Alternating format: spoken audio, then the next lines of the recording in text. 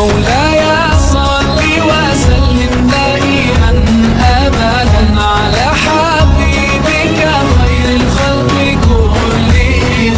مولاي صل وسلم دائما أبدا على حبيبك خير الخلق كلهم. يا رب صل عليه يا رب صل عليه يا رب صل عليه صلوات الله عليه.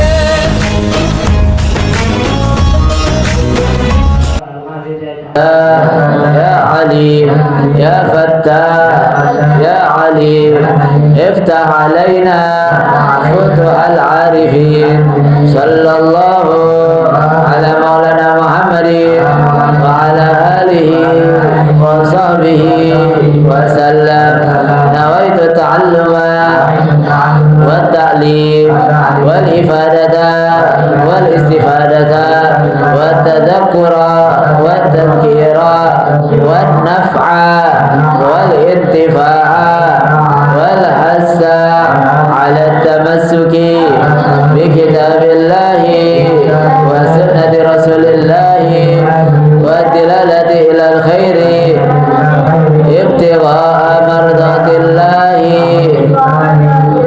وقربه وثوابه سبحانه وتعالى. Bismillahirrahmanirrahim. Assalamualaikum warahmatullahi wabarakatuh. Alhamdulillahirabbil alamin wassalatu wassalamu ala habibi rabbil alamin sayyidina wa habibina wa syafi'ina wa nuri qulubina wa maulana Muhammadin. Ya Rasulullah salamun alaik ya Rabbi asyani wa arji ya Rasulullah.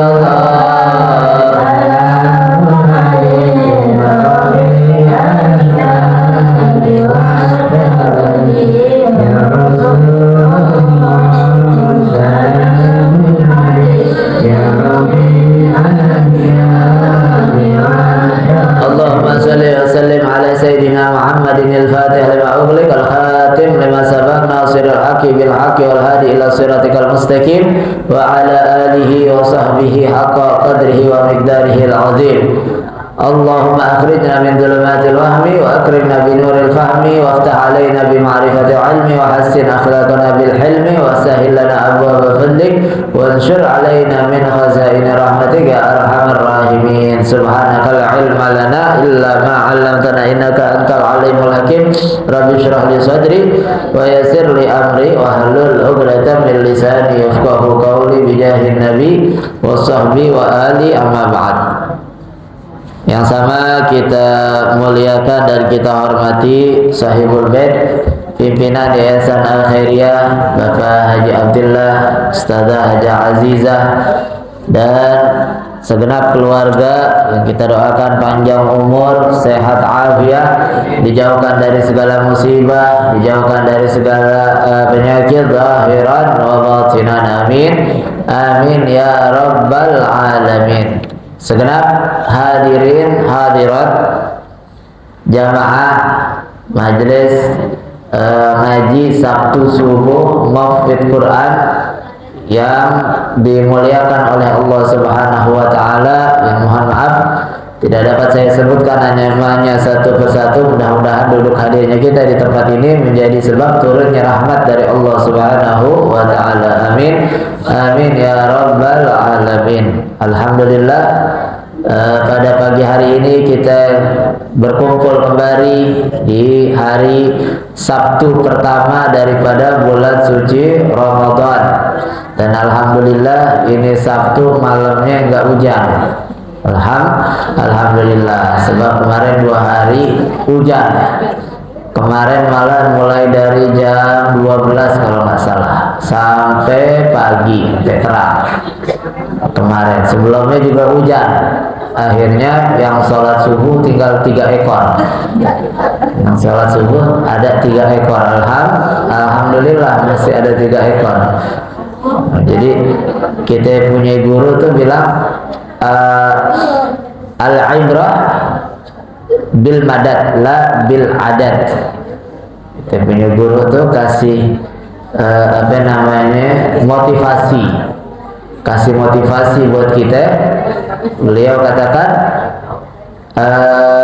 al-ibrah, keberkahan, kebaikan yang sejati itu bukan dinilai dari jumlahnya, bukan dari jumlahnya mesti banyak. Kalau nggak banyak nanti majelis taklim nggak usah di jalan, tutup aja. Enggak, tapi bil madad, dengan memberikan manfaat yang banyak, dengan keberkahan dari Allah Subhanahu wa taala. Jadi enggak harus banyak, walaupun 1-2 tetap, walaupun 3 ekor tetap sholat subuhnya tetap jalan.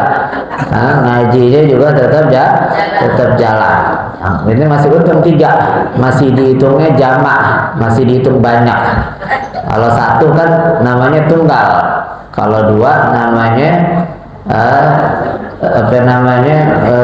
tasniyah, 2 bilangannya. Kalau dalam urusan ilmu nahwu tuh 1 tunggal, 2 double kalau bahasa Indonesia.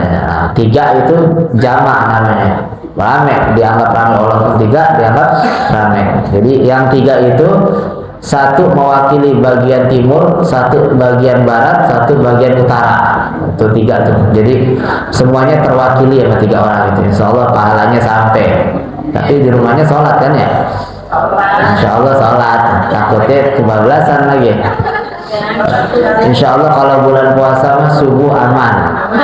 Insya Allah aman. Sebab sekalian sahur. Ruginya double soalnya. Rugi nggak sholat, rugi nggak makan juga. Begitu. Nggak makan sahur. Hadirin hadirat yang dimuliakan oleh Allah Subhanahu wa taala, kita lanjutkan kajian kita, yaitu daripada kitab Bulughul Maram sampai kepada hadis yang ke-43. Hadis yang ke-43. Anil Mughirah Ibn Syu'bah radhiyallahu ta'ala anhu anna Nabiyya sallallahu alaihi wasallam tawadda'a famasaha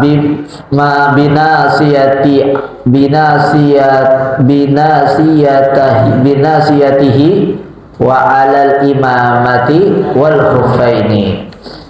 Ini hadis riwayat daripada Al-Mughirah bin Syu'bah ibn Abi Amir As-Saqafi, dari As-Saqafi. Beliau ini masuk Islamnya zaman Khandaq, zaman kota Madinah dibikinin parit buat mencegah musuh tembus untuk menyerang kota Madinah. Nah, beliau nih Al-Mughirah, Sayyidina Al-Mughirah masuk Islam di situ. Masuk Islam ketika zamannya perang Khandaq.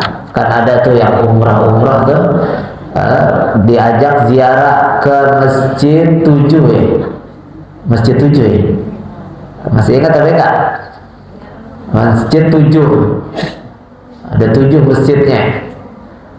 Yang pernah dipakai sholat Nabi, masjidnya yang paling pojok tuh, yang ditutup malah, Masjid Al-Fatah namanya, itu kecil.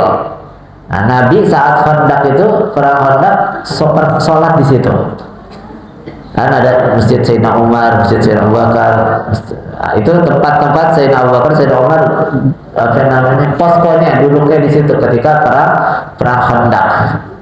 Yang malah dibuatin masjid baru, gede. Kita disuruh turun di situ, suruh ziarah, suruh sholatnya di situ. Padahal yang bersejarah masjidnya ada paling pojok, paling kecil. Nggak tahu sekarang. Kalau saat itu ditutup dan kurang terawat. Padahal Nabi sholatnya di situ. Pernah ketika itu sholat Nabi di situ. Jadi banyak, ada beberapa tempat yang memang tidak dilestarikan, nggak dilestarikan di sana. Ada beberapa yang masih dikasih tanda, ada beberapa yang nggak ada tanda sama sekali. Seperti halnya itu di Masjid Kuba. Di Masjid Kuba itu Nabi dikasih ada tandanya tempat pas Nabi sholatnya diletaknya di posisi itu. Itu kalau kita dangak nggak tahu, yang perempuan bisa sampai mihrab, tapi nggak boleh kalau masjid. Kalau yang laki bisa. Kita kalau depan mihrab, di depan mihrab tuh kita dongak ke atas, di atas ada titik hitam. Nah, di atas titik hitam itu bawah, lurus ke bawah, itu di situ tempat Nabi sholat. Pernah tempat itu apa namanya dipakai sholat sama Nabi Muhammad SAW. Yang perempuan nggak bisa lihat itu, nggak bisa masuk ke dalam Masjid Kuba. Kalau yang laki bisa dilihat. Nggak tahu, mungkin masih ada kayak hitam begitu tuh, titik begitu bulat, tapi kalau nggak salah itu di mimbar tempat sholat imam sebelah sininya. Nah, di atas itu ada hitam. Nah, kita sholat di bawahnya itu begitu. Cuma orang-orang tertentu aja nggak disebutin sama mereka, nggak dikasih tahu, nggak akan dikasih tahu hal yang semacam itu, nggak akan dikasih tahu. Jadi apa namanya, tempat-tempat bersejarah, tempat-tempat barokah. Emangnya boleh kita ke tempat-tempat begitu bersejarah semacam itu? Itu dicontohin sama Nabi. Nabi contohin. Kita ambil barokah. Ada di sini di Salak Putih ada namanya makam keramat kan tuh ya. Nggak ada yang tahu namanya siapa. Siapa aja yang paling tua di sini nggak ada yang tahu namanya, pada bingung. Ada yang bilang itu adalah bukan jenazah, tapi itu namanya tapak tilas. Artinya dia pernah ibadah di situ, mungkin si orang soleh ini ibadah di situ, kemudian tempatnya jadi tempat mustajab. Tempatnya ketika orang doa minta kepada Allah dikabulkan doa-doa. Tempat-tempat mustajab ini dicontohin nama Nabi SAW. Bukan hal yang tabu atau hal yang salah. Kita kan dengar ceritanya Nabi SAW rekreasi kemana? Ke langit. Namanya apa? Isra Mi'raj. Nabi Muhammad dikasih tasliyah. Sama Allah ditasliyatin, dikasih hiburan, karena saat itu hatinya sedang sedih ditinggal istri tercintanya dan juga ditinggal oleh pamannya yang paling dua-duanya membantu perjuangan Nabi SAW. Sedih. Nabi Muhammad manusia juga, walaupun Nabi ada kesedihannya. Akhirnya dihibur sama Allah melalui perjalanan rekreasi ke langit.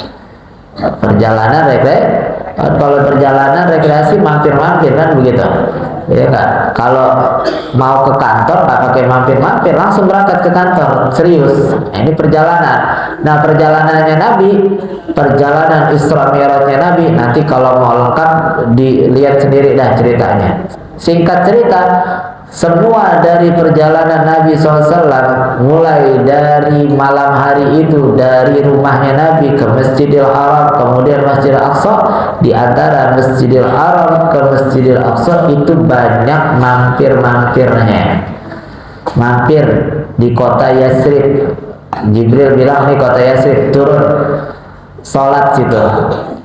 Nabi Muhammad nanya, ini apa? Ini adalah At-Taibah wa ilaihal muhajarah. Nanti kamu bakal hijrah di sini. Nabi sholat kasih barokah ke tempat tersebut.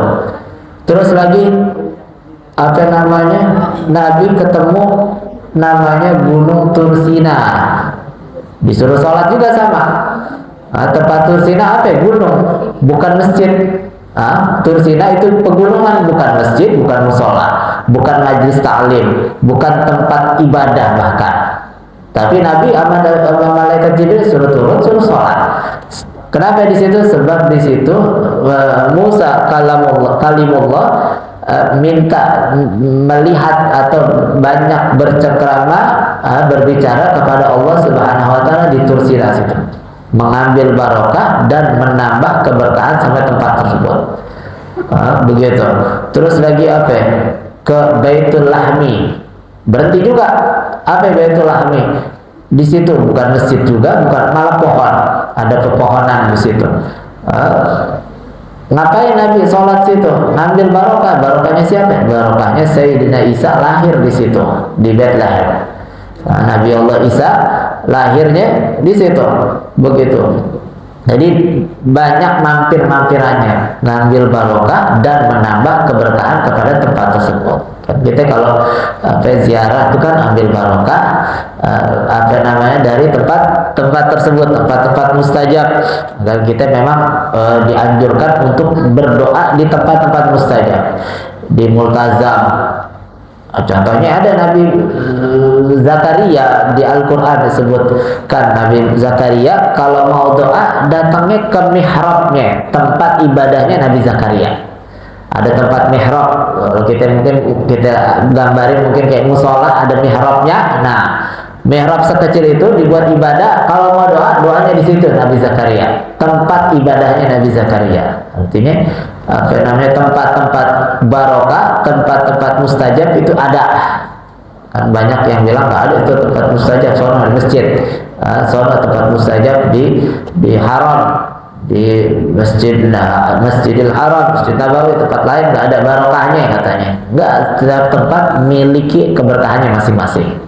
Begitu, ada keberkahannya masing-masing. Jadi ini riwayat hadis ini datang dari Sayyidina Al-Mughirah bin Syu'bah. Beliau ceritain anak Nabi sallallahu alaihi wasallam, bahwasanya Nabi sallallahu alaihi wasallam tawaddu'a. Nabi berwudu, famasaha binasiyatihi. Nabi mengusap kepada ubun-ubunnya, artinya kepalanya, rambut yang ada di depan kepala, rambut dari depan begitu. Jadi Nabi mengusap ujung kulit kepalanya. Kayak kita ada tuh ujungnya begitu Nabi SAW. Terus wa alal imamati. Kadang-kadang pernah juga Nabi beliau ceritakan juga Nabi mengusap kepada imamahnya taratan. Kadang-kadang nggak dibuka, pecinya dibuka, dikasih ke imamahnya, tembus ke dalamnya, airnya tembus sampai kena kulit kepalanya Nabi Muhammad SAW. Begitupun wal khuffain. Nabi SAW wudunya itu pernah juga hanya mengusap kepada khuffain. Khuffain ini kayak kaos kaki tapi kulit. Nah, dipakai buat musim dingin. Ini rahmat Allah Subhanahu wa taala adalah dikasih keringanan, banyak dikasih keringanan buat umatnya Nabi Muhammad sallallahu alaihi wasallam. Modelnya kayak kaos kaki, tapi dia dari kulit rapet. Kalau pakai itu adem kakinya, nggak kedinginan, hangat, nggak kedinginan. Buat kan orang kalau kedinginan tuh yang bikin dingin adalah kaki ame kuping. Kaki ame kuping. Kalau kupingnya ditutup, hilang tuh dinginnya. Kalau dinginnya tuh nggak terlalu dingin. Kalau kupingnya ditutup, makanya orang-orang orang-orang Arab, orang-orang yang di sana ketika sedang musim dingin banyak sorbannya diginiin, atau bahkan imamahnya sampai ke kuping-kuping begitu. Terus banyak juga pakai khuffain, khuffain, apa bahasanya? Udah khuffain aja udah. Terjemahannya apa itu? Kaos kaki yang bukan kaos kaki tapi dari kulit, dan memang harus dari kulit. Kalau nggak dari kulit nggak boleh. Jadi kalau singkat cerita, ini khuffain ada di dalam bab fikih.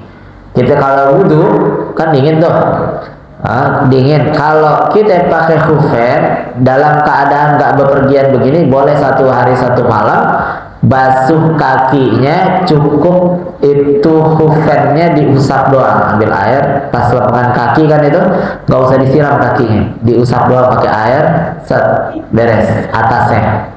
Jadi kakinya nggak basah, kakinya nggak basah. Kalau di rumah nggak pergi kemana-mana, 1 hari 1 malam bolehnya. Selanjutnya diulang lagi sehari semalam lagi begitu. Kalau dalam keadaan bepergian 3 hari 3 malam boleh. Pakai khufen aja tuh, kakinya nggak kena air sama sekali tuh ketika berwudu dengan syarat-syaratnya tertentu, nanti disebutin di babul khufen, ada sendiri di dalam ilmu fikih, ada sendiri babul khufen begitu. Jadi boleh kapan waktu kalau kita berangkat jamaah bareng-bareng, kita berangkat umrah, kita beli dah tuh. Amin apa enggak nih? Diaminin apa enggak? Nggak ada yang mustahil kan kali jamaah ngaji Sabtu subuh, nah, bulan November kita berangkat umroh bareng-bareng, ini enggak? Siapin dah surat tanahnya dah, ya. Jadi kan kalau doa kan butuh juga yang namanya usaha, minimal usahanya jual tanah dulu dah, begitu. Jual seember-seember ya. Jadi Nabi SAW dari hadis ini, Nabi mengusap seluruh kepalanya. Dalam riwayat dari apa namanya hadis ini, Imam Ahmad, Imam Malik, Sahibul Madhab, Mazhab Maliki, Mazhab Hambali, ngambil kesimpulan dari sini bahwasanya membasuh kepala ketika wudhu harus seluruhnya, harus seluruhnya begitu. Terus Imam Syafi'i enggak, sama Imam Hanafi enggak begitu. Imam Hanafi bilang bahwasanya Nabi SAW sunnah kita harus membasuh walau sebagian daripada kepala, cukup sebagian daripada kepalanya, karena Nabi SAW mengusap dari nasiyahnya aja dari hadis ini, sebagian dari kulit kepalanya. Imam Ahmad, Imam Syafi'i dan Imam Hanafi, Ahmad dan Maliki harus kena semua rambutnya, kulit kepalanya harus kena semua. Terus dari hadis ini juga boleh kita membasuh imamah atau kopiah atau mukena dengan catatan harus suci. Mukenanya juga harus suci, kopiahnya juga harus suci. Begitu.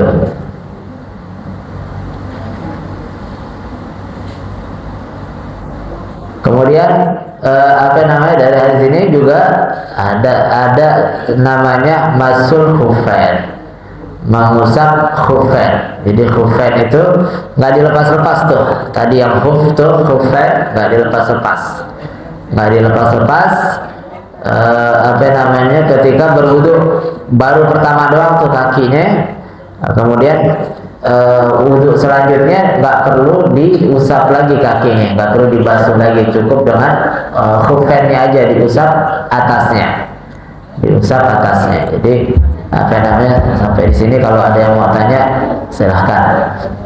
Ini subuhnya jam berapa ya? Jam 4:42. Ini udah mau jam 6 masih gelap. Jadi tenang-tenang aja. Nasi uduk udah matang. Makan nasi uduk dulu. Kalau mau makan nasi uduk dulu nggak apa-apa, boleh. Yang mau aja. Ayo kalau ada yang mau tanya silahkan. Ayo. Mau nanya atau mau ditanya? Ya. Bu Ian mau nanya, Bu Ian. Tuh Bu Ian mana tuh? Mau nanya apa aja dah, nanya puasa beres semuanya ini. Alhamdulillah. Kalau sholat tahajud udah nggak perlu ditanya lagi. Sholat tahajud habis witir udah ngerti semua. Pertanyaan tahunan tuh. Pertanyaan tahunan di sholat witir. Tambahannya 2. Kalau tadi ganjil tambahannya genap. Yang penting jangan lebih dari 11. Totalnya jangan lebih dari 11. Terus kalau sholat malam, jangan sholat malam kecuali setelah sholat isya. Jadi sholat isya dulu, iya, isya jam kali. Kalau yang lempengan hari itu dia nggak sholat berjamaah, lempengan ada di Tanah Abang kan mungkin aja nggak sholat isya, terus malam mau bikin sahur, tahajud dulu deh sambil nunggu lakinya bangun mau sholat isya berjamaah, mungkin akhirnya sholat tahajud dulu. Sholat tahajudnya nggak sah, sholat isya dulu baru tahajud. Kadang-kadang kan gitu, nungguin kelamaan ya, sambil nunggu sholat tahajud dulu dah sambil nunggu isya berjamaah nih. Harus sholat sunnah malam setelah sholat isya. Sholat sunnah malam setelah sholat isya. Jadi sholat isya dulu baru melakukan sholat malam apa aja dah. Sholat malam apapun. Begitu. Nyobain makanan boleh, nanti nyari telan. Kalau lagi masak, cobain makanan nggak apa-apa, nanti nyari telan. Tapi makruh. Kalau bisa jangan cobain. Takutnya kan suaminya bawel kan, ini masak pakai air laut apa ya, asin banget kan begitu. Mendingan gak asin daripada keasinan begitu. Oke, pakai celak boleh, pakai tetes mata boleh, pakai inhaler walaupun ada perbedaan pendapat. Inhaler nggak membatalkan puasa. Inhaler ya, inhaler tapi dihirup, jangan dijilat-jilat. Inhaler itu dijilat-jilat kayak es krim lagi. Kalau dijilat-jilat batal. Dihirup. Terus apa lagi, pakai salep segala macam nggak batal, kan salep itu nyerap ke dalam. Apa namanya, nggak batal untuknya puasanya. Disuntik juga kalau selain makanan, suntikan makanan, infus atau suntikan makanan dan di urat-urat gede, selain itu nggak batalin puasa. Disuntik misalnya, ada orang yang mau disuntik, apa nggak batal. Terus ada lagi nangis nggak batal, tapi kecuali nangisnya sambil minum teh botol batal. Kalau ibu menyusui gimana? Ibu menyusui, gimana ibu menyusui? Boleh puasa, boleh enggak? Bebas. Boleh puasa, boleh enggak? Nanti cara gantinya yang beda. Cara gantinya yang beda. Kalau khawatir untuk bayinya aja, dikodok sekalian fidyah. Kalau khawatir buat dirinya, buat bayinya atau buat dirinya aja, kodoknya puasa aja.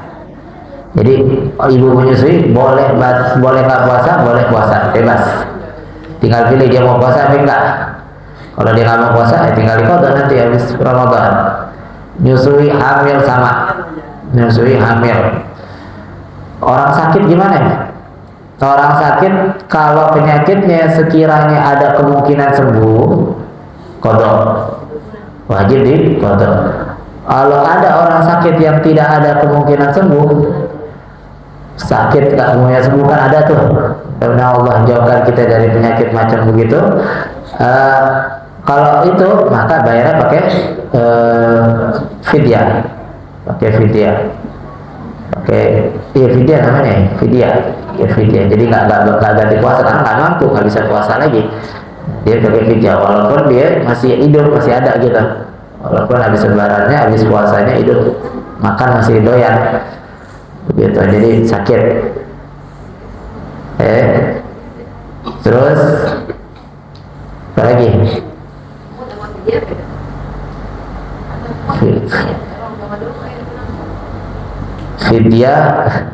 Fidyah itu beberapa mud begitu. Fidyah itu beberapa mud. Satu mud 7,5 ons kurang lebih. Satu mud 7,5 ons. Ya, apa namanya? 3/4.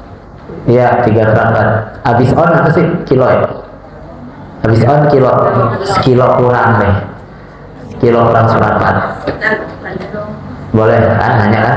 Misalnya gini, ada orang sakit, nah dia punya utang puasa, kemudian harusnya kan dia bayar setelah puasa Kemarin, ya. dia keburu meninggal, apakah ahli warisnya wajib menggantikan puasa orang tersebut? Iya. Tadi dulu tuh, mut tadi 7,5. Terus satu lagi apa namanya? Yang bayar zakat? Hah? Satu sok. Zakat satu sok. Satu sok itu kurang lebih 2,7, ya 3 liter atau 3,5 liter deh biasanya kita deh. Aman dah kalau sok itu kita biasanya 3,5 liter ya, aman. Kalau ada orang sakit pertama, atau orang ninggalin puasa tahun kemarin, ini udah ketemu puasa lagi, ya, udah ketemu puasa, maka habis lebaran ganti puasa yang kemarin, puasanya diganti sama keluarin 1 mut buat orang fidyah, keluarin fidyah 1 harinya 1 mut. Nggak puasa lagi sampai 2 tahun, 1 harinya 2 mut, begitu seterusnya. Nah, kalau ada orang sakit, orang nggak puasa, apapun deh alasannya, yang bagus aja dah sakit. Sebab kalau tanpa sebab nih orang ninggalin puasa, kadang-kadang kayak apa namanya, remeh banget. Padahal ini orang ninggalin puasa pertama la yaqdi walau shamad dahr, kata Nabi, nggak bisa dikodok walaupun seumur hidupnya setahun penuh dia ganti buat puasa, itu nggak menandingi untuk menutup 1 hari yang dia tinggalin puasanya. Satu hadisnya terus. Yang kedua, ada lagi hadisnya panjang cerita Nabi SAW, yang mana saat itu ada orang di mahsyar diseret sama malaikat, digebukin, dicambuk, sambil jalan dipukul-pukulin, minta tolong sama Nabi kasih syafaat dong, tolongin, minta tolong begitu. Kata Nabi, emang dia salah apa sih nih Jibril? Kata Jibril, ini modelan, kasihan dia, tolongin, kasih dia syafaat, kasihan, rahmatin dia gitu. Nabi udah kasihan kan? Kata malaikat, enggak, ini orang apa namanya, tahu nggak ini orang siapa? Ini orang adalah musuhnya bulan suci Ramadan. Kata Nabi Muhammad, aneh kalau udah musuhnya bulan Ramadan, berarti itu musuhnya Allah Subhanahu Wa Taala. Nah, kalau musuhnya Allah, musuhnya Ramadan, ana bari'un minhum, saya lepas tangan dah. Jadi orang ninggalin puasa Ramadan dianggap apa disebutkan oleh hadis tersebut adalah musuhnya Ramadan. Ninggalin Ramadan, ninggalin puasa, musuhnya Ramadan. Dan Nabi Muhammad angkat tangan, mau kasih syafaat buat orang-orang yang ninggalin puasa Ramadan. Jadi berat orang ninggalin puasa Ramadan. Nah, kalau ada sebabnya, kita anggap ada sebabnya ninggalin Ramadan, sakit misalnya, terus belum sampai di qada, ini sakitnya bisa sembuh sebenarnya, cuman sebelum sembuh dia keburu meninggal, berarti kan ninggalin puasa. Gimana, ahli warisnya boleh nggak nih di qada pakai puasa, qadain buat dia? Kalau diwasiatin boleh, kalau nggak diwasiatin nggak boleh. Jadi amalan orang lain harus pakai wasiat, harus pakai izin orangnya. Misalnya saya mau umrohin kakek saya, misalnya saya mau umrohin, berangkat umroh, saya mau umrohin, habis umroh buat diri saya sendiri, umroh buat kakek. Kalau kakeknya nggak kasih wasiat, nggak boleh kita umrohin buat dia, gitu. Walaupun nanti ada perbincangan, ada yang mengatakan boleh aja walaupun tanpa izin begitu. Tapi yang utama adalah ibadahnya orang lain ketika kita mau kerjakan untuk orang lain, maka kita harus izin sama orang tersebut. Kayak misalnya nih ibu-ibu punya anak, sekarang nih punya anak udah gede-gede kan ya, udah ada yang misah, udah ada yang misah rumahnya, udah ada yang nikah malah. Terus kita pengen udah balik nih, batasannya balik, sudah balik, udah balik, anak kita udah balik. Terus kita mau bayar zakat fitrah, kita mau bayarin zakat fitrah anak kita yang udah balik, udah SMA, yang udah SMP udah balik, atau yang udah kuliah, atau yang udah kerja, kita mau bayarin, maka kita mesti izin sama dia. kita kasih tahu nih, saya bayarin ya fidyahnya, zakat fitrahnya, gitu. Sebab dia udah amalannya, dia udah tanggung jawab dia sendiri. Kecuali kecil-kecil belum balik, nah, kita nggak perlu izin. Lagi yang bayi apalagi kita nggak perlu ngomong sama bayi kita, kamu saya bayarin fidyahnya, fitrahnya ya, dia nggak bakal jawab entar kalau masih kecil. Jadi balik, kalau udah balik baru. Jadi kalau sakit, kalau ada orang ninggalin sholat, ninggalin puasa, kalau ada wasiat dia baru bisa qadain puasanya. Kalau enggak, ya mudah-mudahan bisa ketutup dengan bayar fidyah. Yang kalau orang meninggal tuh, ya orang meninggal pakai fidyah itu, mudah-mudahan bisa nutup, mudah-mudahan harapan. Jadi fidyah sholat, fidyah puasa kalau orang meninggal, harapan kita mudah-mudahan nggak pasti nutup tuh, nggak pasti mengganti sholat yang kita tinggalin, nggak pasti mengganti puasa yang kita tinggalin. Ya harapan mudah-mudahan bisa ketutup dosanya yang ninggalin sholat, ninggalin puasa, begitu. Sebab kadang-kadang orang suka gampangin, gue mah nggak perlu sholat, nggak perlu puasa, orang kaya, ya, orang kaya kan begitu, nggak perlu sholat, ngapain sholat capek-capek, ngapain puasa capek-capek, ntar kalau udah gua mati, beli aja beras yang banyak, bagi-bagiin orang, dah habis itu fidyah. Fidyah buat 15 tahun, duitnya banyak, ada aja kan bisa begitu. Jadi itu harapan aja, harapan, nggak pasti. Dan boleh dikerjakan, boleh enggak? Ya ada keluarga kita yang meninggal, terus biasanya orang pakai fidyah. Kalau nggak pakai fidyah malu, nggak usah pakai malu, nggak usah bikin fidyah, nggak apa-apa. Jadi nggak harus kita bikin fidyah, jangan ngerepotin diri kita. Kalau nggak ada biayanya, jangan bikin fidyah, biarin deh. Kita nggak sanggup ngeluarin biaya untuk kirim pahala buat jenazah, kita bisa baca Quran, kita bisa baca zikir. Kita nggak bisa baca Quran, ya dulu nggak pernah ngaji saya, nggak bisa baca Quran. Mau bayar orang buat bacain Quran juga nggak punya duitnya, ya udah baca tasbih subhanallah bihamdihi subhanallah azim, kirimin buat jenazahnya, baca 10.000 kali, 1.000 kali, 2.000 kali, kan bisa begitu. Jadi jangan orang udah kena musibah tambah dibikin berat. Kalau banyak dia ngutang dulu aja, sama ditarik. Ngutang dulu, penting dibayar utangnya. Kalau ngutang repotin jangan, kalau ngutang jangan deh. Ya, sebab nggak wajib, bukan hal yang wajib begitu. Itu Nabi SAW ada yang meninggal, keluarganya Ja'far meninggal. Nabi bilang isna'u ta'aman di ali Ja'far fa innahu mashghulun bi'iyalihi atau kama qala Nabi SAW.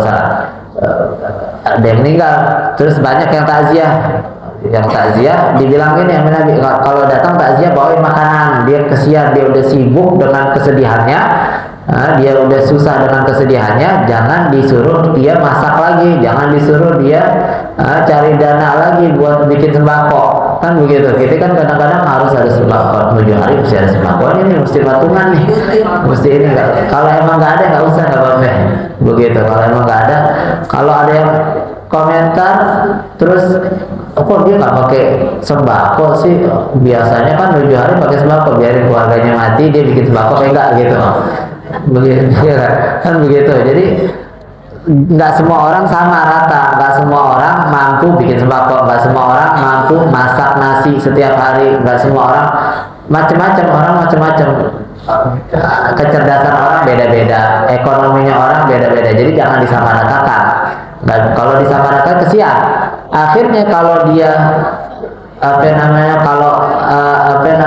memberikan sesuatu karena malu, kan berarti nggak ikhlas. Kalau nggak ikhlas, kita makannya jadi makanan dari orang yang nggak ikhlas, kan begitu. Kalau orang sufi, orang yang warok, orang yang sangat menjaga diri, menerima makanan atau hadiah dari orang yang nggak ikhlas, itu dianggap makanan yang haram. Misalnya nih, bertiga jalan, Bu Ian sama Bu siapa? Bu Lilis sama satu lagi Bu Kinoy. Hari pagi, terus apa namanya? Makan lontong nih, makan lontong.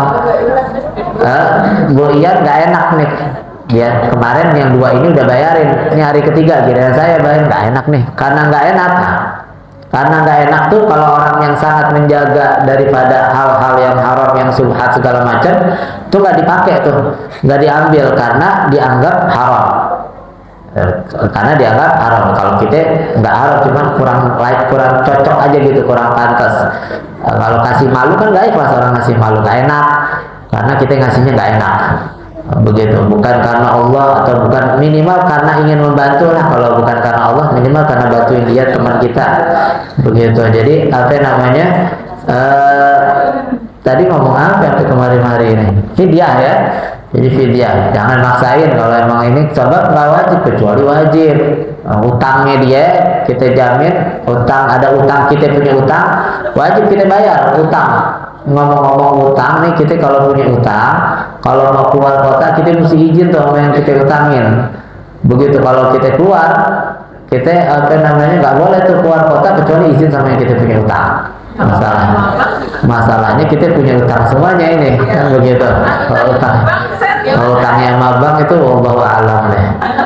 Utangnya sama bank. Sebab kita zolim, apalagi kita punya utang sama orang, terus kita sengaja nggak mau bayar, zolim kita. Kita zolim sama dia, minjem sama temannya 1 juta, terus kita punya duit kita nggak bayar, kita foya-foya. Ini kadang-kadang kan begitu. Kita minjem sama orang, kita minjemin orang nih, minjemin orang kita utang. Kita yang nggak pernah kemana-mana, nggak pernah jajan di restoran, tuh yang minjem makannya di restoran mulu, jalan-jalan mulu, handphonenya ganti mulu, tuh yang minjem tuh. Yang dipinjemin nggak punya apa-apa, nggak pernah jalan-jalan, nggak pernah makan. Begitu, kadang-kadang suka begitu emang. Begitu. Nah sekarang apa namanya, orang masalah utang piutang nih, kita kalau emang kita sanggup baik kita kasih pinjam orang, tapi kita kalau kurang-kurang dikit kita setengah-setengah. Mendingan kalau ada yang minjem utang, minjem duit, jangan dikasih dah, lebih selamat. Kalau emang kita nggak tega, dia minjem 1 juta, kita bagi aja nih 100.000 buat makan aja dah, kita hadiahin aja. Sebab kita kalau ngutangin dia, ntar dia sendiri yang dosa. Kita wajib minta utang kita, kan kita orangnya nggak enakan. Ya, akhirnya kita membiarkan dia berdosa karena utang sama kita. Gitu. Jadi kesian. Begitunya bagi aja. Nah, jadi kalau orang punya utang tuh sumpahnya di malam hari, malunya di siang hari, kan begitu orang punya utang kan siang-siang malu, malam-malam sumpah. Gitu. Jadi nggak pulas. Nih, kalau ngomongin utang kayaknya iya semua ini. Nyambung gitu. Tadi kalau ngomongin kupen, sepatu, kulit, nggak nyambung. Ngomongin utang nyambung semuanya tuh. Sehari-hari gitu. Alhamdulillah. Mudah-mudahan yang sedikit ini ada manfaatnya, kita bisa amalkan dalam kehidupan kita sehari-hari. Amin. Amin ya robbal alamin. Ini masih lama maghrib, masih duduknya makanya maghrib kan bentarnya. Ya hadirin hadirat yang dimuliakan oleh Allah Subhanahu wa taala, mari sama-sama kita tutup pengajian ini dengan talqinul zikir. Semoga dengan talqinul zikir ini Allah pertebal keimanan kita, Allah perkokoh keislaman kita, dan Allah tidak cabut nyawa kita melainkan dalam keadaan husnul khatimah. Wala Rasulullah sallallahu alaihi wasallam afdalu ma qultuhu ana wan nabiyyuna min qabli la ilaha illallah.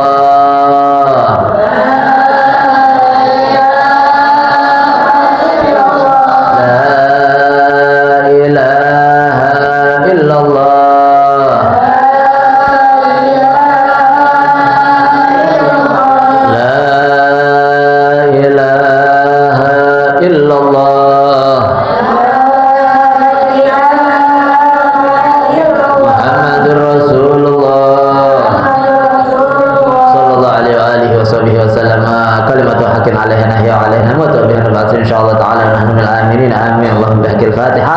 وبسر الفاتحة وبكرامة الفاتحة وبمن أنزلت عليه الفاتحة. بارك اللهم لنا في شهر رمضان، بارك اللهم لنا في شهر رمضان، بارك اللهم لنا في شهر رمضان، وعنا على صيام القيام وقراءة القرآن يا أرحم الراحمين. يا الله بها، يا الله بها، يا الله بسر خاتمة دعواهم فيها سبحانك اللهم وتحيتهم يا سلام، آخر دعواهم الحمد لله رب